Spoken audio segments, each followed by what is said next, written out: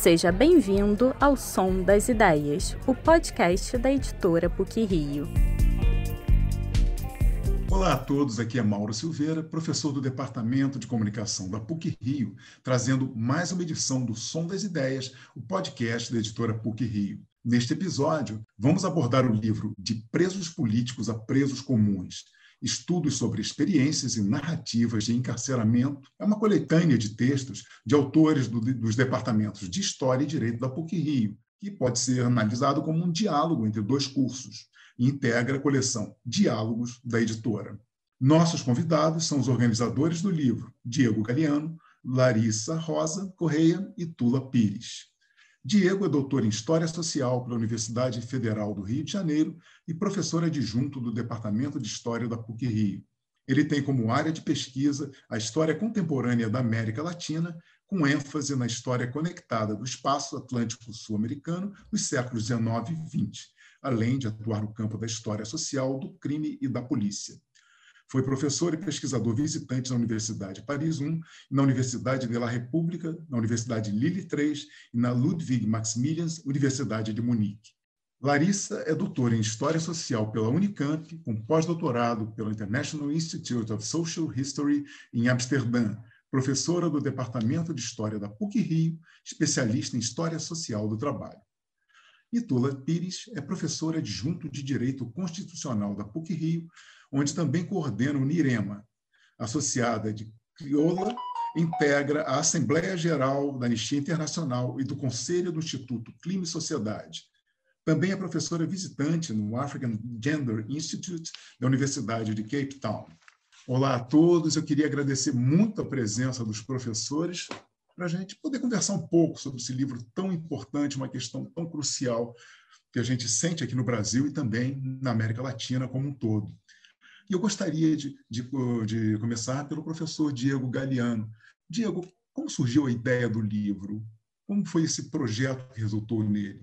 E eu queria aproveitar também que você entrasse nesse assunto, explicando um pouquinho para a gente quais são as diferenças teóricas para se classificar o que é crime comum e o que é crime político. Obrigado. Bom, o livro De Presos Políticos a Presos Comuns é o resultado de uma parceria entre professores do Departamento de História e do Departamento de Direito da PUC-Rio, né? E integrantes do Laboratório de Pesquisa em Conexões Atlânticas, do Grupo de Estudos e Pesquisa em História Social e Ditaduras, né? Criado pela professora Larissa, e a equipe de pesquisa Cartas do Cárcere, que coordena a professora Tula Pires. A gente conformou, né, um grupo de pesquisa conjunto interdisciplinar que na PUC contou com o apoio do Instituto de Estudos Avançados em Humanidades e também contamos com uma bolsa do Programa de Doutorado Sanduíche Reverso da FAPERJ, que possibilitou a incorporação na equipe de trabalho de uma doutoranda da Argentina, né? Isso nos ajudou a enriquecer um pouco a escala analítica do projeto. Os autores e as autoras do livro foram nossos e nossas mestrandos, mestrandas, doutorandas cujas pesquisas empíricas ajudavam, né? A gente teve uma espécie de convergência e em um momento, né, a gente conversou com a Larissa, com a Tula, de que havia uma série de pós-graduandos que estavam pensando, estavam desenvolvendo pesquisas conjuntas que, desde recortes analíticos, cronológicos, problemáticos, espaciais, muito diversos, nos ajudavam a compreender o papel das narrativas de presos e de agentes estatais na construção histórica da dicotomia entre presos comuns e presos políticos, né? Categorias que estruturaram e estruturam, diríamos, a vida prisional e a narração do passado da prisão, né?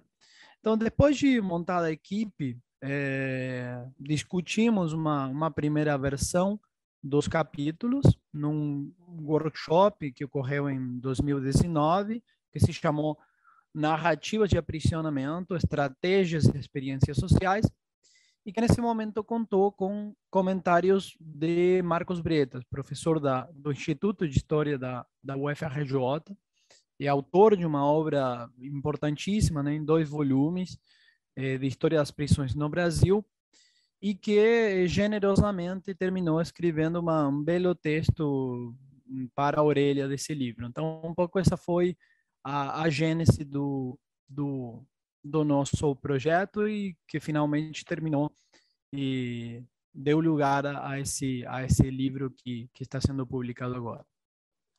Agora, Diego, eu gostaria que você falasse um pouquinho sobre essas diferenças teóricas na visão de vocês. O que é um preso político e o que é um preso comum, principalmente em países como o Brasil?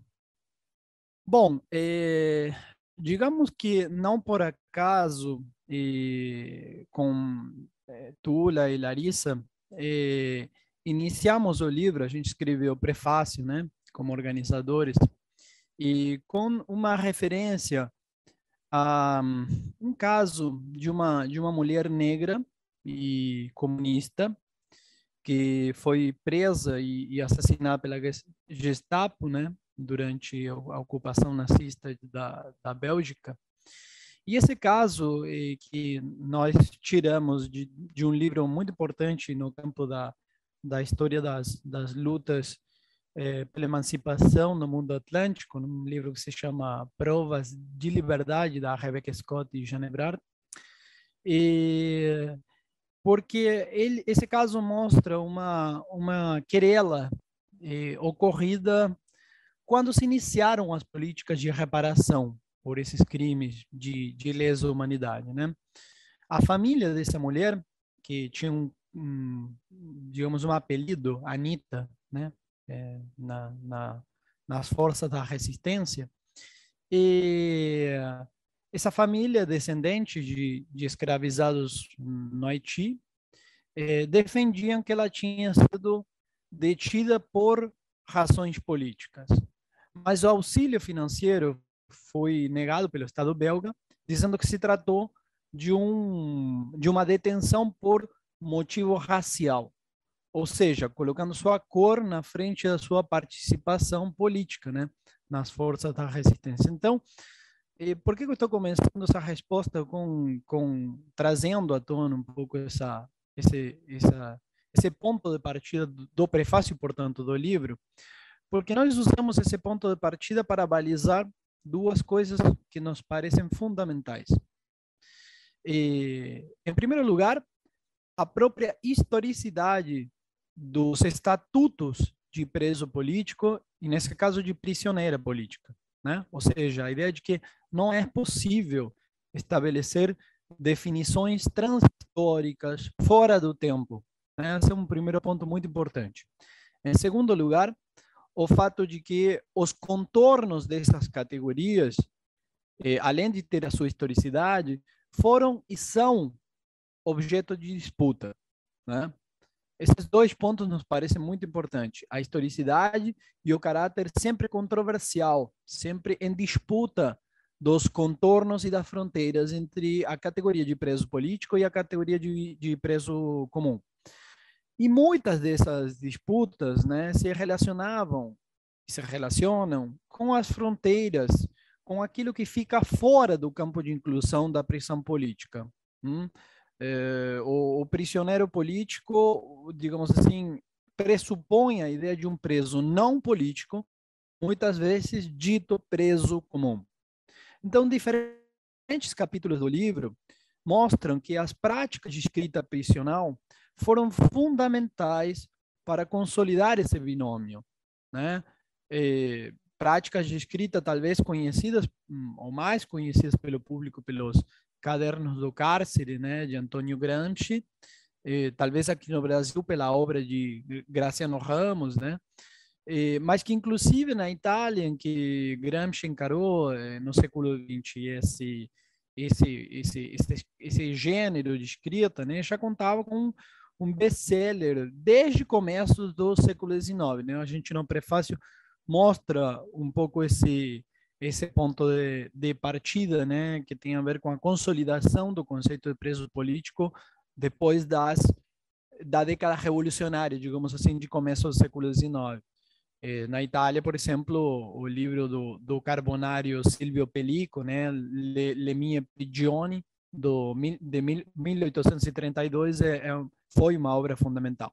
O fato é que a distinção binária, então, preso político, preso comum, né, que se consolidou desde então, eu diria, na narrativa sobre o passado e sobre o presente dos presídios, espalha, evidentemente, mecanismo de diferenciação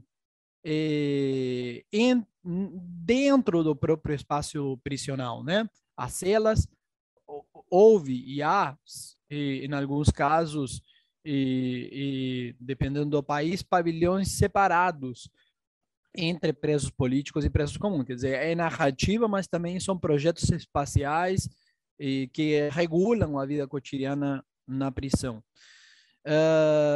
E é fundamental também para compreender a forma como se construiu e se reproduziu uma memória sobre a experiência de encarcelamento, as disputas, as batalhas pela memória, né? na qual vozes de militantes de movimentos revolucionários, de movimentos estudantis e sindicais, de alguma forma, durante muito tempo, impuseram a sua voz. Então, os capítulos do livro mostram como esse foco também vem sendo questionado, né? Na disputa pela construção da memória, da perseguição política, tanto em pesquisas acadêmicas quanto no trabalho dos organismos de direitos humanos, né? No Brasil, por exemplo, isso aparece quando se reivindica o caráter político. Estou pensando no trabalho das comissões da verdade, né? O caráter político, por exemplo, da repressão sejam bailes suburbanos de forte presença negra, que foram reprimidos durante a ditadura, ou as detenções arbitrárias e sistemáticas sofridas por pessoas LGBT, massacres de povos indígenas, temas que são abordados por alguns dos capítulos desse livro. Também, no caso argentino, né, que eu mencionava, que incorporamos uma doutoranda através de um projeto da FAPERJ, né, um dos capítulos aborda o caso argentino, que nos ajuda também a compreender a abrangência desses debates que perpassam a construção da memória da repressão em todas as ditaduras do Cone Sul. Eu gostaria de conversar agora um pouco com a professora Larissa e falar um pouquinho sobre o caso brasileiro nas ditaduras do século XX, a Era Vargas, o regime militar. E eu gostaria de saber se havia uma interação entre os presos políticos e os chamados presos comuns, ainda pegando essas definições que o professor Diego trouxe aqui para a gente. Tá?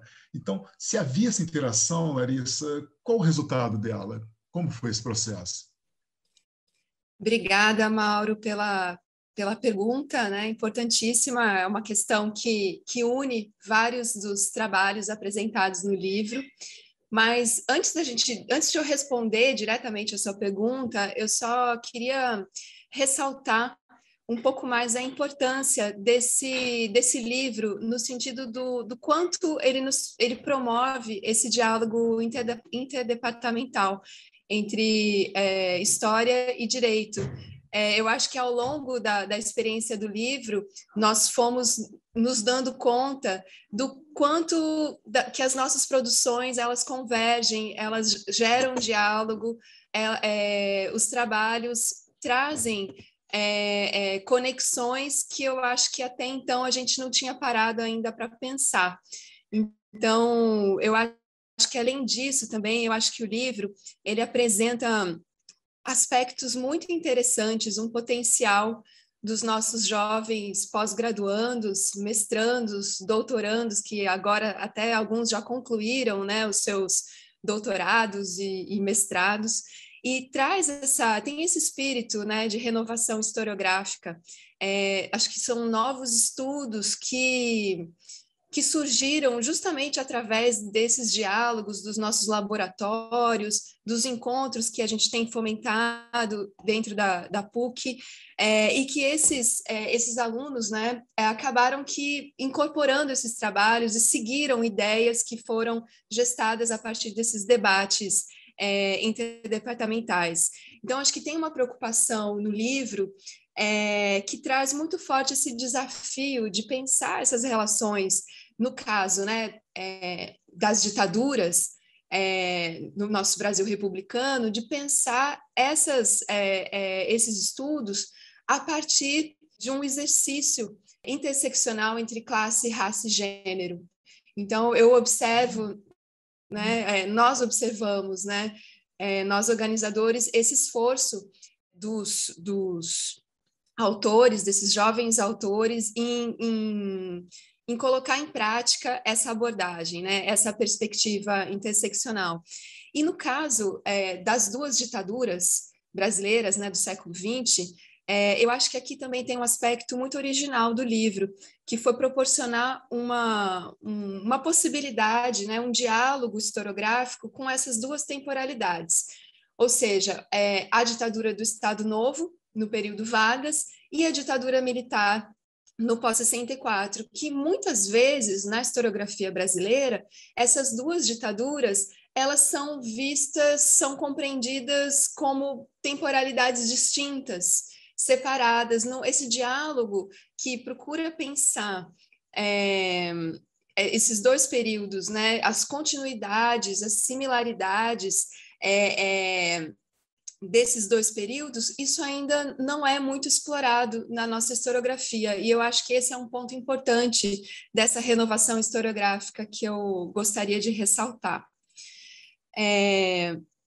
Por exemplo, né, se a gente for pensar numa análise geracional, muitas crianças, jovens que foram visitar os seus pais, militantes políticos que foram presos durante o Estado Novo, que foram visitar os seus pais, depois, décadas depois, se tornaram militantes políticos e foram presos no pós-64. Eu acho isso muito importante, e muitas vezes a gente perde esse aspecto geracional, né, entre as duas ditaduras. Então, eu acho que quando a gente pensa nessa interação entre presos políticos e presos comuns, eu acho que é como o Diego já apontou, né, eu acho que um dos principais desafios desses estudos que compõem o livro foi justamente desnaturalizar essas categorias de preso político e preso comum. Desnaturalizar e mostrar a historicidade dessas categorias, ou seja, a construção de significados ao longo do processo histórico. E nesses estudos, e aqui eu destaco, eu acho que o trabalho da Priscila de Oliveira, que vai falar sobre um olhar para os presos políticos nas memórias, né, dos militantes políticos na era Vargas, o trabalho da Camila Caetano Lapasta, que vai falar sobre o encarceramento das mulheres na penitenciária feminina da capital federal nos anos 40. Essas duas autoras, elas trabalharam com o período da ditadura varguista. E depois, os trabalhos da Aissa Norek, sobre cárcere, presas políticas e gênero, em que ela aborda as experiências prisionais das mulheres no Instituto Talavera Bruce e no Presídio Tiradentes. E também o trabalho da Andréa Forte sobre a agência de presos políticos e diferentes estratégias de resistência no cárcere. Essas duas autoras falam sobre o período da ditadura militar. Então, esses 4 trabalhos que eu destaco agora nos ajudam a pensar muito sobre essa relação entre os presos políticos e os chamados presos comuns, e mostram como foram diversas essas experiências prisionais e bem como o contato e a relação entre essas duas categorias de presos.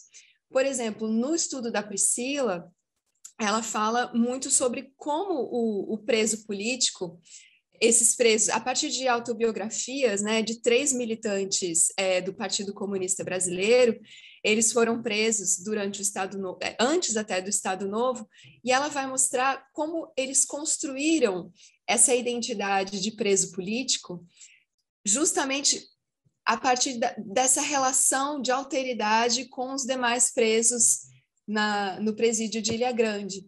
Então, esses presos, os militantes políticos, ela vai mostrando, né, a partir das memórias deles, como eles tinham uma visão muito negativa desses presos comuns. Então, eles retrataram os presos comuns como pederastas, como assediadores, né? Eles falam muito dessa questão dos estupros, tratavam os presos políticos como ladrões, como, enfim, pessoas sem caráter, desviados. E a partir dessa noção negativa dos presos comuns, eles foram construindo uma imagem, vamos dizer assim, mais heroicizada da própria trajetória deles, em que as questões de honra e até a questão da valentia, né, entre esses dois tipos de presos, então como eles se mostravam valentes também enfrentando os presos comuns, isso reforçou a própria ideia, a própria identidade de um preso político, ou seja, que se distinguia completamente de um preso comum. Então essa era uma questão, né, muito interessante. E aí a gente observa também, né, algumas características dessas experiências prisionais dos presos políticos que foram muito destacadas. E aí, tanto nas duas ditaduras, né, quando a gente fala das duas ditaduras, que é a importância do coletivo. Então, uma das formas dos presos políticos se diferenciarem dos presos comuns, eles relatam muito assim, a importância de atuar dentro do presídio de forma coletiva. Então, eles se organizavam desde as tarefas, vamos dizer assim, mais domésticas, né? Os trabalhos, e se organizavam assim, pequenos rituais festivos, ou, por exemplo, em jogos de futebol. Então, essa importância do coletivo, eles continuavam estudando e pensando nos projetos políticos, né, dentro da prisão. Então, isso, ao reforçar muito o coletivo, eles dão a entender que era uma forma de se diferenciar dos presos comuns.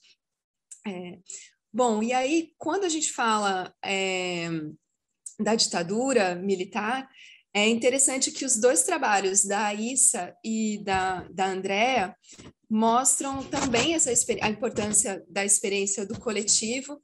A Aissa, no caso, pesquisou mais as experiências prisionais das mulheres no presídio no Talavera Bruce e no presídio Tiradentes. Então, ela mostra também como essas mulheres conviveram, ela fala um pouco dessa convivência com as presas comuns, e um aspecto que eu acho muito interessante que ela mostra é justamente a preocupação do regime militar em separar as presas comuns das presas políticas, porque eles tinham muito medo de que as presas políticas mobilizassem as presas comuns. Então, a separação dos espaços era fundamental.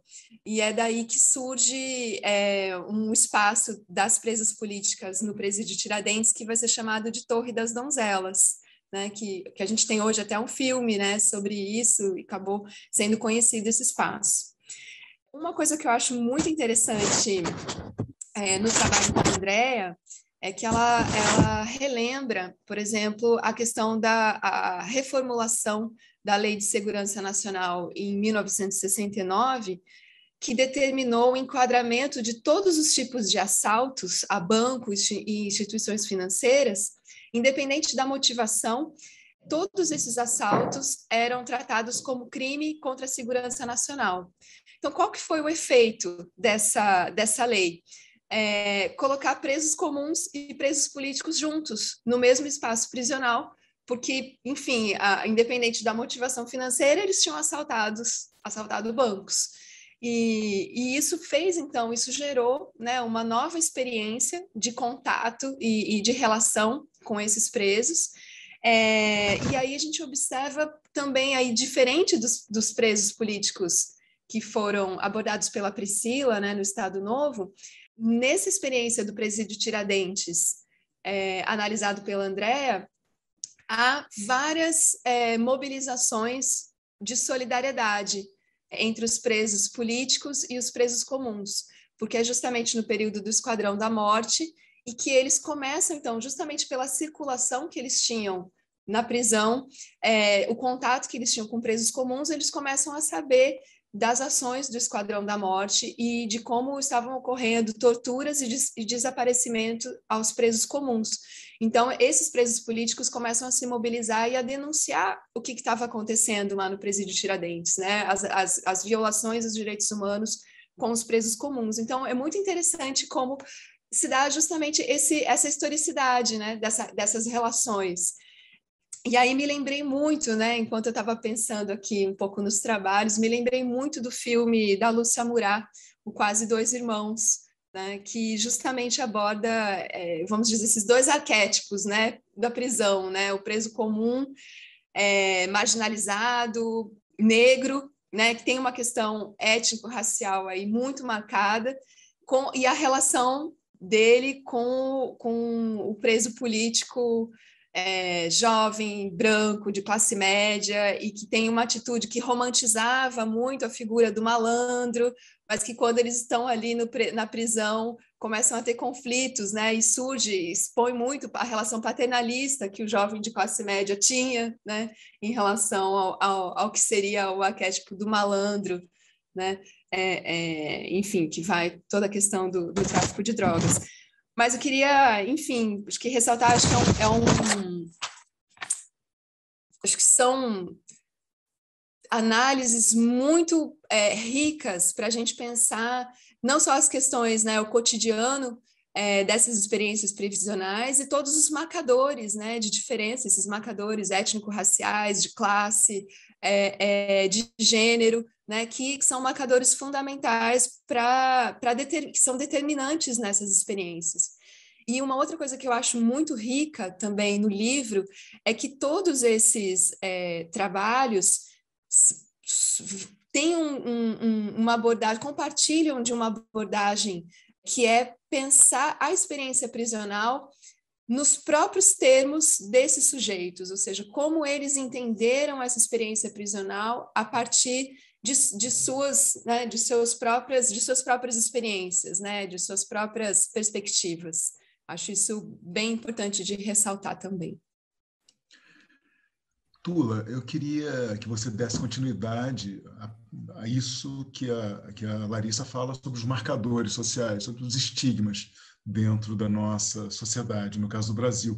Mas eu gostaria que você começasse a sua fala também falando sobre a participação do direito nesses diálogos que resultaram no livro. Bom, tudo bem, Mauro, Larissa, Diego, ouvintes. Prazer estar aqui com vocês, divulgando uma parte, né, um pouquinho do trabalho que a gente realizou nos últimos anos juntos. Como o Diego tinha ressaltado no início, a gente muito em razão aí desse apoio institucional que o Instituto de Humanidades ofereceu para pesquisas interdepartamentais, na verdade, eu fui chamada, né, fui convocada por Diego e Larissa em razão aí da afinidade dos trabalhos dos grupos de pesquisa, né, que o Diego ressaltou, com a pesquisa Cartas do Cárcere que a gente vinha desenvolvendo no Núcleo de Estudos Constitucionais e o NIREMA da PUC, que era uma pesquisa junto ao Departamento Penitenciário Nacional, onde a gente analisou cartas enviadas por pessoas privadas de liberdade para o Estado brasileiro. Então, nessa linha também do que a Larissa dizia, né, de termos o compromisso de que a prisão seja pensada a partir das pessoas que sofrem de maneira desproporcional os efeitos da prisão, a gente resolveu enfrentar de alguma forma, claro que não é um trabalho que torna definitiva essa conversa sobre diferenças entre prisioneiros políticos e prisioneiros ditos comuns, mas a gente resolveu fomentar essa discussão, que é uma discussão muito importante, porque ela diz mais do que a diferença entre duas categorias, né? Quando a gente separa quem é prisioneiro comum de prisioneiro político, a gente também está aí determinando a maneira pela qual a gente percebe a atuação dessas pessoas no mundo, né? E num mundo não só de maneira mais ampla, mas no contexto brasileiro especificamente, que tem né, uma das maiores populações prisionais do mundo inteiro. Essa é uma discussão importante, que é uma discussão sobre como vemos as pessoas, né? Qual o lugar, como categorizamos pessoas, ou como somos capazes, inclusive, de não ver muita gente na condição de pessoa. E quando a gente não percebe muita gente na condição de pessoa, a gente também é incapaz de perceber nesses sujeitos a história, a política, né? E a sua capacidade de interferência reconhecida, adequada, legítima no mundo. Então, quando você me pergunta, né, sobre esses aspectos, esses marcadores, o que eles fazem nessa diferenciação entre prisioneiros comuns e prisioneiros políticos, a gente está falando de um problema que é anterior a isso, né? No campo da prisão, isso passa a ser uma consequência de uma hierarquização de humanidades que é anterior a tudo isso e que faz, como eu tentava dizer no início, essa diferenciação de como percebemos a atuação das pessoas no mundo, né?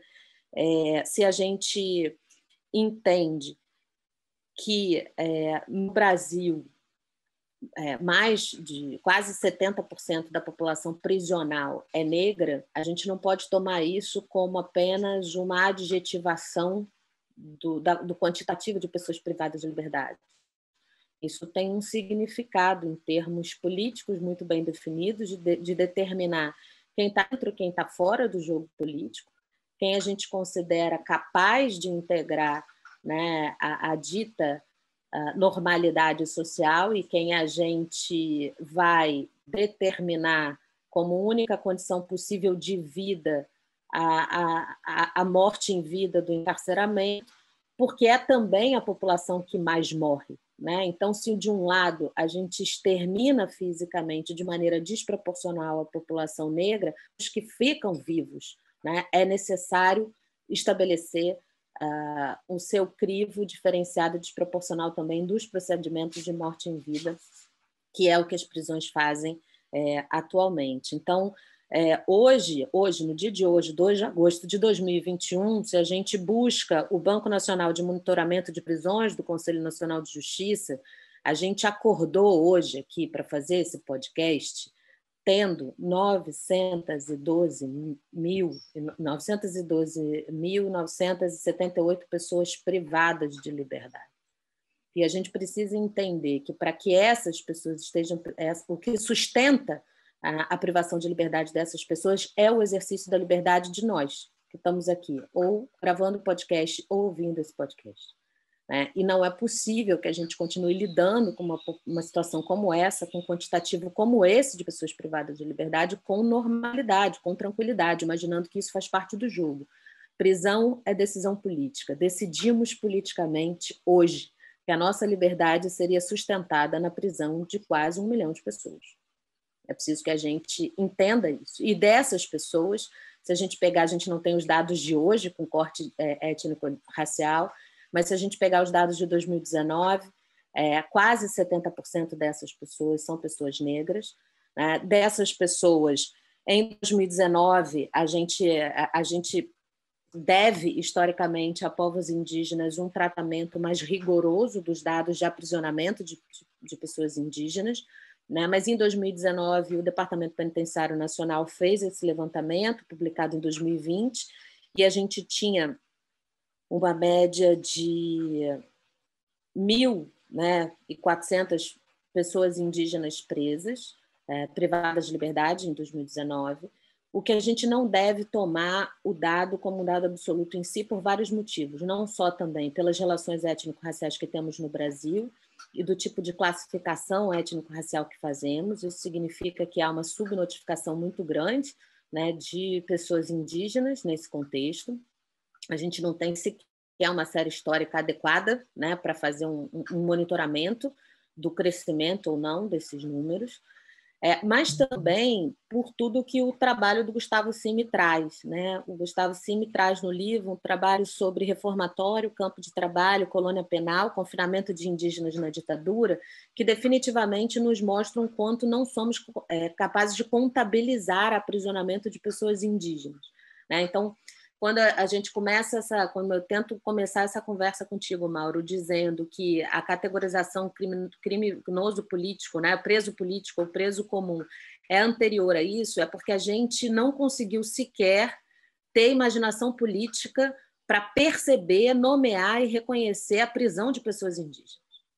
Né? Então, se de um lado o aprisionamento desproporcional, brutal, escancara o racismo antinegro da população brasileira, ele também, pelo silêncio, escancara a nossa capacidade de se acompliciar enquanto sociedade brasileira com a invisibilidade de populações indígenas, inclusive nas violências que reproduzimos sobre elas. E quando a gente toma a população LGBT e a mais também nesse contexto, a gente se depara com outras formas de produção dessas hierarquizações de humanidade entre nós, que também nos colocam de frente a outros acompliciamentos com a morte, né? Ou com a morte em vida que nos forjaram enquanto Estado brasileiro. Né?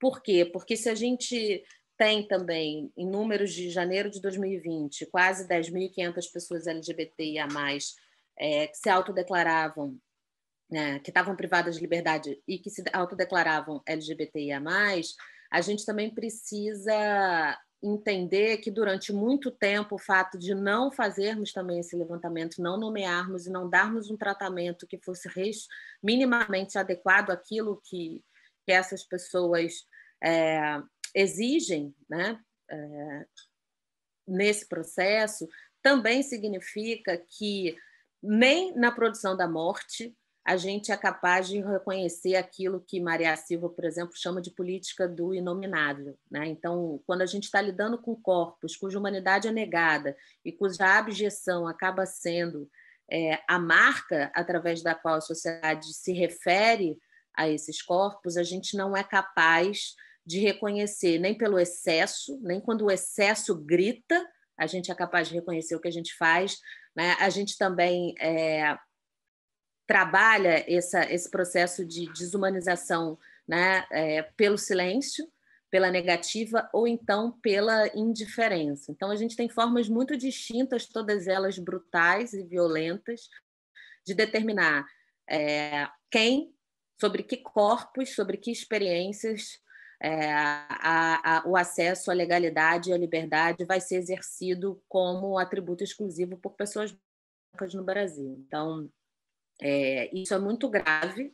Acho que a gente tem uma série de trabalhos que ajudam a gente um pouco a esgarçar esses processos, a entender isso no livro, né? E a gente tentou, de alguma forma, contribuir para essa discussão, entendendo que essa não é uma discussão nova. Se a gente pega a dimensão racial, por exemplo, os movimentos negros, né, na diáspora africana, há algum tempo, pelo menos desde as décadas de 60 e 70, já defendem, né, a necessidade de que a prisão de pessoas negras em estados diaspóricos, como, por exemplo, os Estados Unidos e o Brasil, e eu não estou falando dos Estados Unidos e Brasil à toa, estou falando da primeira e da terceira maior população prisional do mundo, né, seja considerado como crime político. Isso está referenciado em grandes nomes, tanto dos movimentos negros nos Estados Unidos quanto no Brasil, pelo menos desde as décadas de 60 e 70, e a gente não tem imaginação política para lidar com isso. Ainda há, inclusive, muita resistência, e é um pouco nessa linha, né, de explorar os extremos, tanto da presença massiva, quanto da negação da presença, quanto da indiferença quanto à presença dessas pessoas dentro de um contexto de vigilância total e de brutalidade absoluta, que é a prisão com a qual a gente convive. Repito, que olhar para a prisão é entender muito mais do que a gente é do lado de fora do que aquilo que acontece dentro das prisões.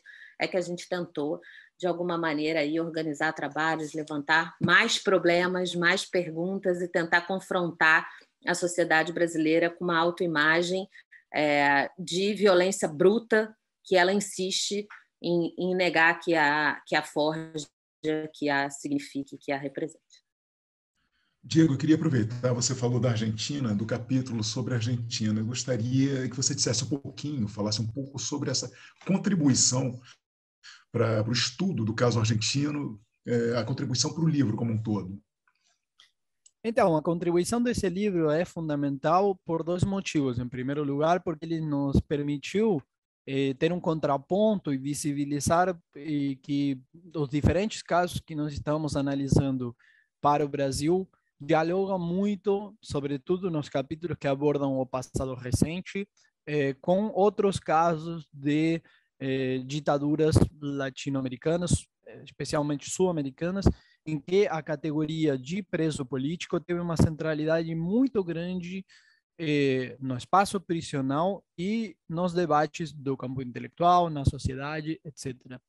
E o caso argentino, analisado por essa doutoranda, Sabrina Castronuovo, é especialmente significativo para compreender essas fronteiras elásticas entre a categoria de preso comum e a categoria de preso político e outras figuras que começam a entrar para quebrar esse binômio, né? No caso da Argentina, com uma figura que se chama de preso conientes, né, por um plano, e que é uma figura um pouco híbrida entre os dois, e que ajuda muito a compreender essa elasticidade, esse caráter de disputa que eu mencionava, dessas categorias, essa historicidade das categorias, além, obviamente, de ampliar o nosso leque territorial espacial da pesquisa. O tema é muito rico e a gente poderia continuar conversando aqui por muito e muito mais tempo, mas, infelizmente, estamos chegando ao fim do nosso Som das Ideias, nesta edição especial sobre o livro De Presos Políticos a Presos Comuns, estudos sobre experiências e narrativas de encarceramento, da editora PUC-Rio. Então, eu gostaria de agradecer muito a presença dos professores Diego Galeano, Larissa Rosa Correia e Tula Pires, na participação aqui nesse nosso podcast. Professora Larissa, gostaria de ter suas despedidas. Bom, agradecer pela oportunidade de esse espaço, né, pela oportunidade de divulgar o nosso trabalho. Estou muito contente de ter esse projeto concluído e que a gente possa divulgar ainda mais tanto para a nossa comunidade puciana e para fora, né, para que esse debate, como a gente falou, como a Tula falou, está longe de ser esgotado. Então, agradeço e até a próxima. Professora Tula?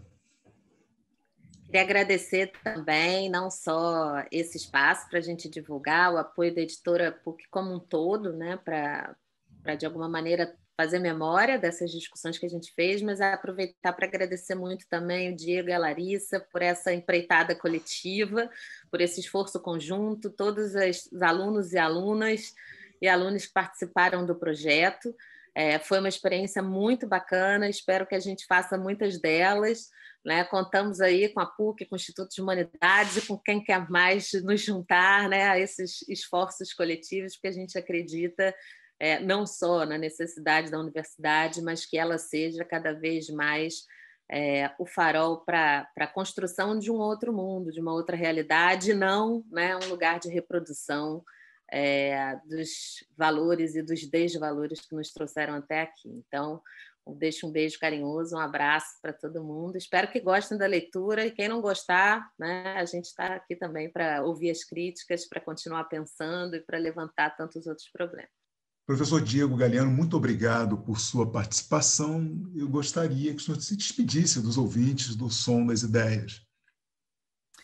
Bom, muito obrigado pela oportunidade de participar desse podcast. Me despeço dos ouvintes e boa leitura. Mais uma vez, a editora PUC agradece a presença dos nossos 3 convidados pesquisadores e, desde já, convidamos a todos para mais uma edição do Som das Ideias. Até lá! Esse foi mais um episódio do Som das Ideias, o podcast da editora PUC-Rio.